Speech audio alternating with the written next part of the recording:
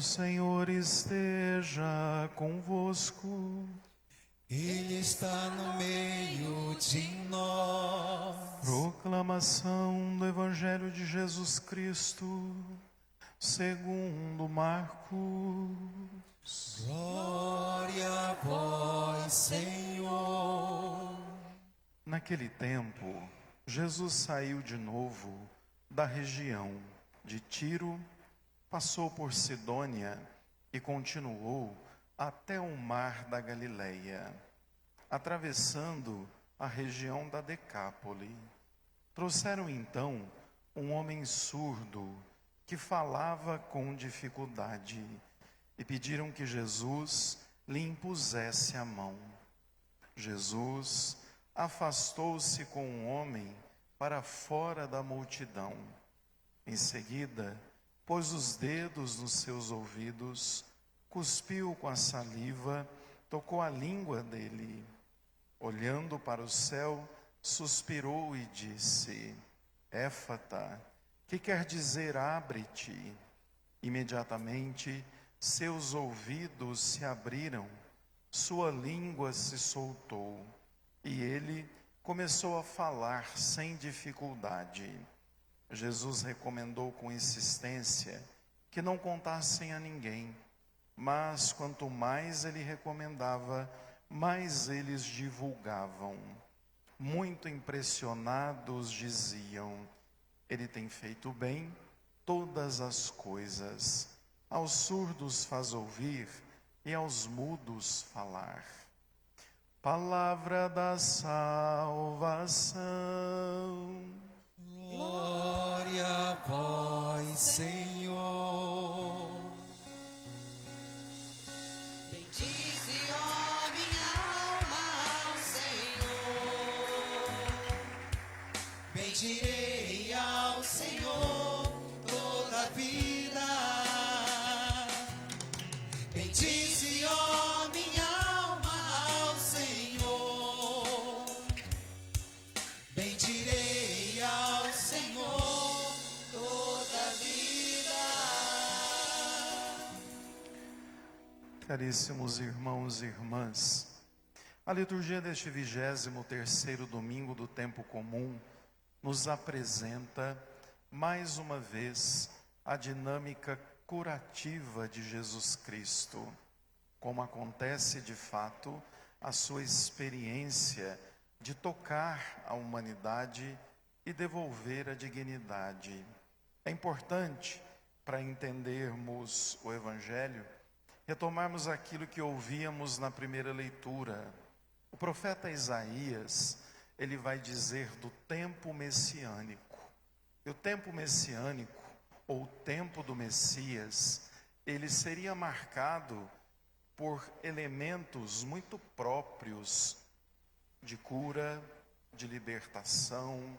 E vejam que ouvíamos na primeira leitura que quando o Messias estivesse conosco, os ouvidos seriam abertos, a língua, se tivesse ela fechada, a boca fechada, a língua então se desataria, cegos iriam ver, pessoas iriam reencontrar Deus e águas brotariam do deserto. Tudo isso para dizer que o tempo messiânico é de fato um tempo de glória, um tempo em que Deus de fato caminhará com a humanidade. E então, saltando para o Evangelho de hoje, a gente vai ver claramente esses elementos na pessoa de Jesus.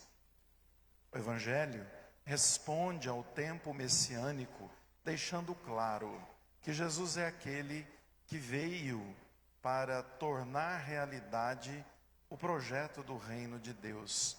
A gente começa então tentando trazer presente a figura do surdo no tempo de Jesus. A pessoa que tinha a surdez e, por consequência, quando a pessoa é surda, ela também é muda, porque a linguagem a gente desenvolve ouvindo, né? Muito difícil para uma pessoa surda conseguir pronunciar palavras, já que ela não consegue ouvir. Por isso, o surdo, por consequência mudo, era alguém que era amaldiçoado por Deus. Por quê? Primeiro, ele não ouvia a palavra. E quem não ouve a palavra, não traz para dentro de si a presença de Deus. Era muito importante ser um ouvinte atento da palavra. Por isso, a surdez proibia isso. Portanto, uma pessoa surda, ela era completamente distante da verdade, distante de Deus, distante da graça divina. E por consequência, como também não falava, era uma pessoa que não proclamava as maravilhas do Senhor.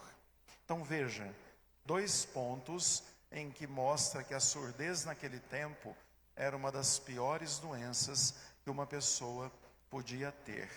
Jesus está passando por Tiro e Sidônia e próximo a Decápole, um lugar de pagãos, um lugar de pessoas que não pertenciam ao círculo de Israel, que acreditavam num Deus único e verdadeiro. Pelo contrário, os pagãos tinham vários deuses.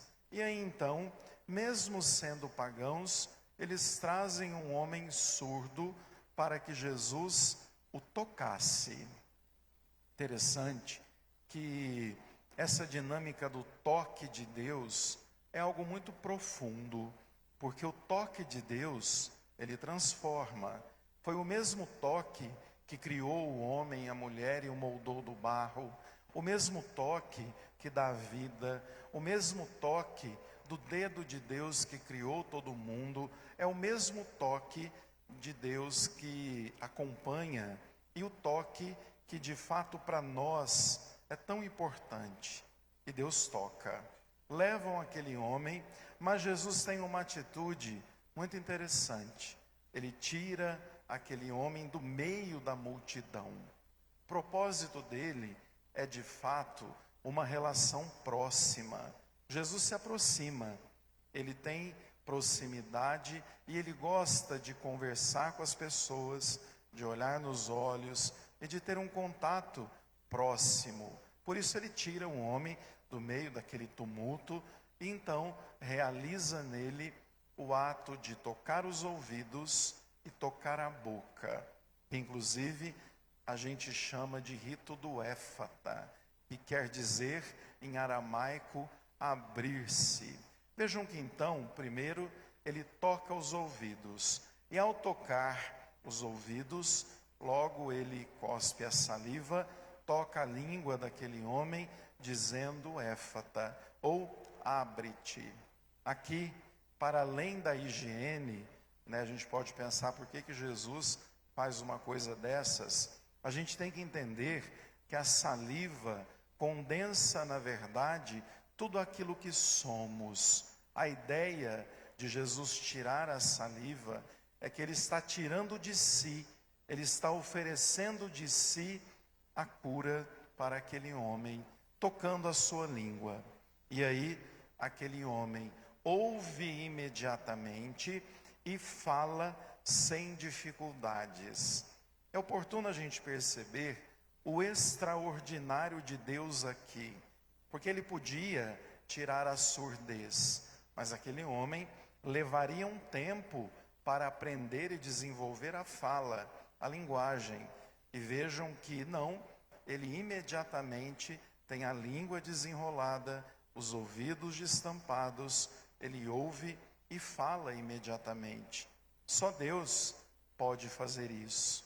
Só o Messias pode realizar esses grandes feitos, porque aquele homem imediatamente foi acolhido como uma pessoa normal, como uma pessoa que tinha como os demais a condição de ouvir e de falar da palavra de Deus.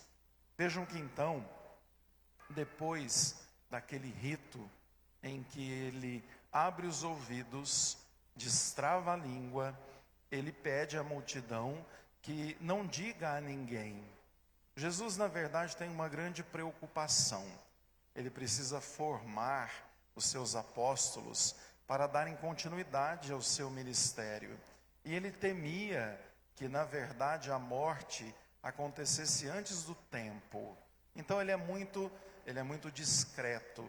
Jesus não gosta de grandes espetáculos. E ele não cura nem para fazer espetáculo, nem para chamar atenção sobre si. As curas que Jesus realiza é para proclamar o reino, é para que as pessoas entendam o rosto de Deus. O rosto de Deus não exclui, o rosto de Deus não amaldiçoa. Deus não é isso, mesmo que a cultura e a religião daquele tempo formassem dessa forma. No entanto, Jesus deixa muito claro que todos são olhados e tocados pela força que vem de Deus a partir do seu ministério curativo.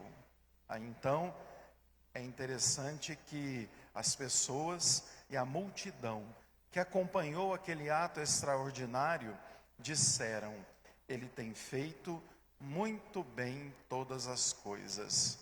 Aqui é interessante, porque esse versículo responde todo o Antigo Testamento. Se a gente se lembra, quando Deus criou o mundo, a cada dia é dito: e foi muito bom, e ele fez muito bem todas as coisas. Ele fez as coisas bem.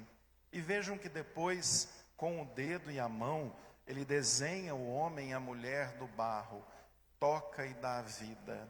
Depois, toda a esperança do Messias diria que ele seria alguém a recriar a humanidade. E Jesus faz exatamente isso. O seu toque, a sua saliva, o seu jeito de agir, o doar de si mesmo é uma nova criação, um novo toque, uma nova maneira de entendermos que de fato Ele é Deus, é o Verbo encarnado. Aqui a gente entende revelada a divindade de Cristo. Assim como o Pai na criação, Ele faz muito bem todas as coisas. Para terminar, eu acho oportuno a gente sempre trazer presente que cada um de nós a caminho pode, por algumas vezes, se sentir surdo, às vezes cego, às vezes mudo. Temos que entender que nunca estamos sozinhos, temos Deus ao nosso lado. E nessas situações, nós temos que ter a coragem de dizer a Ele: Senhor, que abra os meus ouvidos para que eu escute a palavra, para que eu me converta, para que eu seja melhor, para que meu ouvido me leve a compreender a graça que vem de Ti. Ao mesmo tempo, nas nossas cegueiras, é pedir para Ele: Senhor, abra os meus olhos para eu contemplar a Tua graça. Nós temos muito que contemplar, e à medida que a gente contempla o belo que vem de Deus, a gente vai se enchendo mais dele. E a mesma coisa a boca. Quando a boca estiver travada, quando nós não conseguirmos falar de Deus, testemunhar a sua graça, temos que dizer: Senhor, abra minha boca, para que da minha boca saia somente aquilo que é justo, aquilo que é bom, aquilo que é verdadeiro. Dessa forma, a gente sempre vai ter as atitudes daquilo que a salmista cantava, que é a alegria, que é a graça de podermos agradecer a Deus que caminha conosco, bendizer por tanto bem que Ele faz, louvar pelas maravilhas de não estarmos sozinhos.